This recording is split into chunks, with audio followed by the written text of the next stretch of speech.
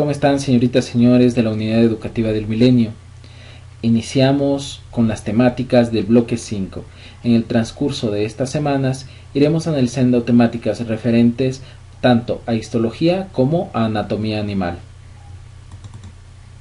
Bien, antes de iniciar con el tema del día de hoy, que es tejidos animales, tenemos que comprender que los tejidos, así como los órganos, se forman durante el periodo de desarrollo embrionario, es decir, luego de la fecundación, la segmentación y la implantación en la capa interna del útero, inicia una fase denominada gastrulación, que va a formar un cuerpo con 3 capas sencillas de células que son conocidas como células madre, y estas capas originarán tanto tejidos como órganos del cuerpo humano.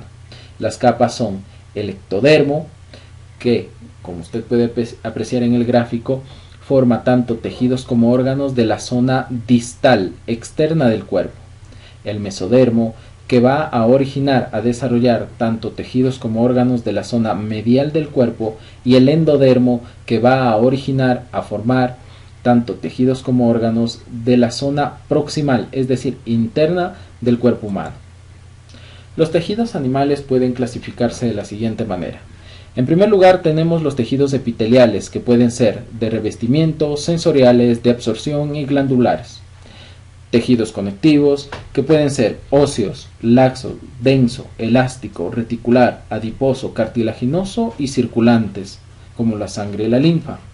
Tejido muscular de 3 tipos, estriado, liso y cardíaco, y el tejido nervioso. Los tejidos epiteliales. Los tejidos epiteliales de protección o revestimiento pueden clasificarse de acuerdo a la posición de sus células en simples y estratificados. Simples, principalmente hallables en las zonas internas del cuerpo, como los epitelios de distintos órganos del aparato digestivo.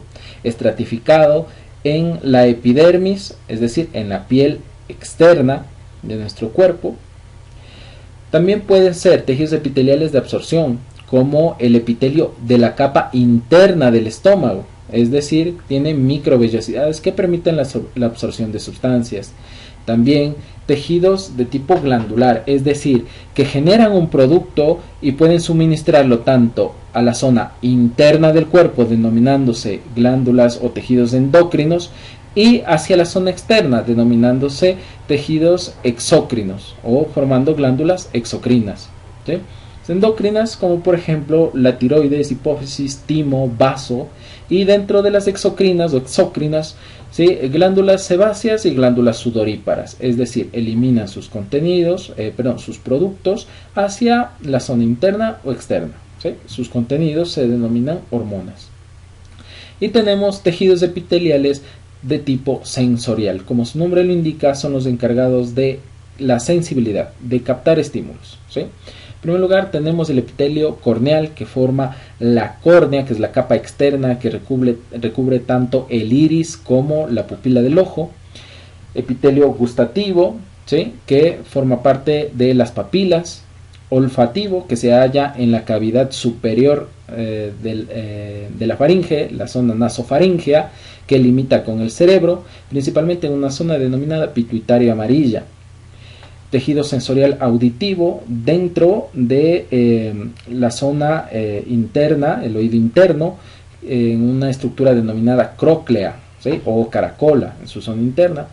Y epitelio de tipo sensorial táctil, que es de tipo estratificado, pero contiene terminales nerviosas para su función. Tejidos conectivos. Los tejidos conectivos son los más variados del cuerpo. Entre ellos tenemos tejido conectivo laxo.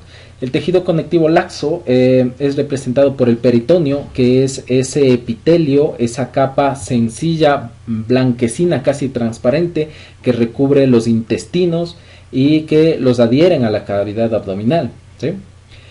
Tenemos también tejido conectivo denso, principalmente en los ligamentos de los huesos, ¿no? Es decir, las fibras musculares, los músculos se adhieren al hueso por un tejido, ¿sí?, de tipo conectivo denso, ¿sí?, que son los tendones. Tenemos tejido adiposo en distintas zonas del cuerpo, principalmente en la zona del abdomen, formado por células llamadas adipocitos que tienden a almacenar grandes cantidades de grasa, ¿sí?, de triglicéridos.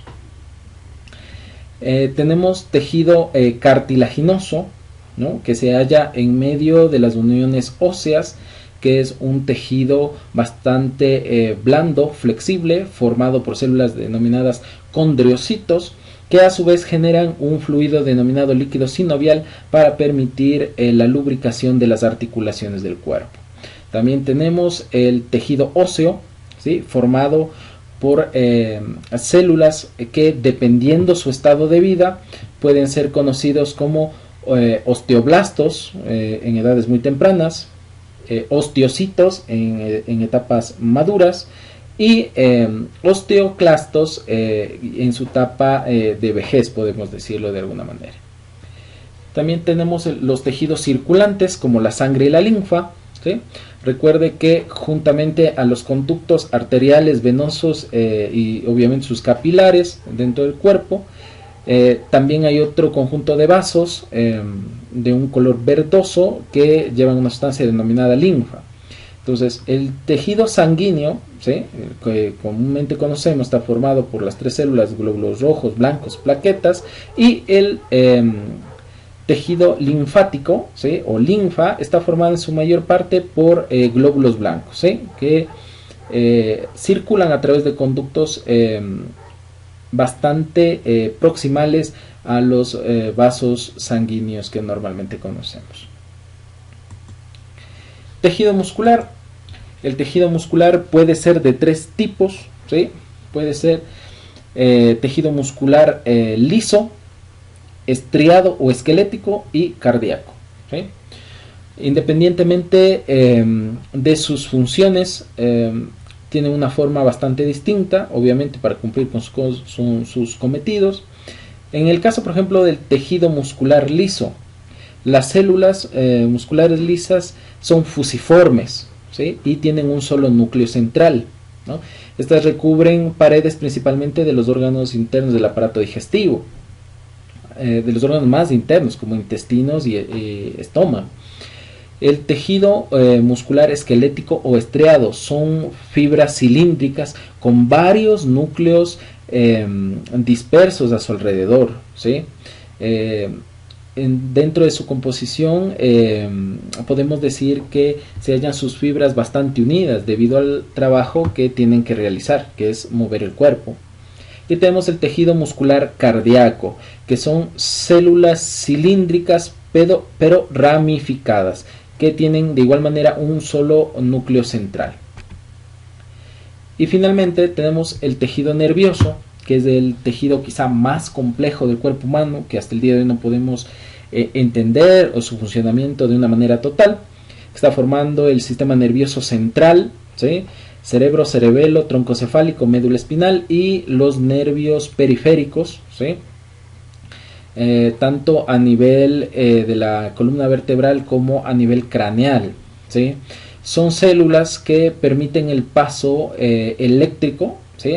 Decimos de esa manera, ya que intercambian átomos de sodio y potasio, y están acompañados de células denominadas glías, que anteriormente únicamente se creía que suministraban sustancias nutritivas y sostenían a las neuronas, pero hoy sabemos que forman parte de su desarrollo de una manera muy fundamental. Bien, chicos, eso ha sido todo por hoy. Hoy analizamos histología animal.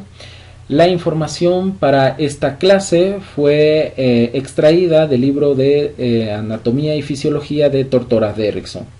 Les recuerdo que para el trabajo de su cuaderno, el trabajo escrito, dejo un documento anexo. No se olvide de llenar el cuestionario que está adherido a esta clase. Suscríbase a mi canal y dele like a mis videos. Que pase muy bien.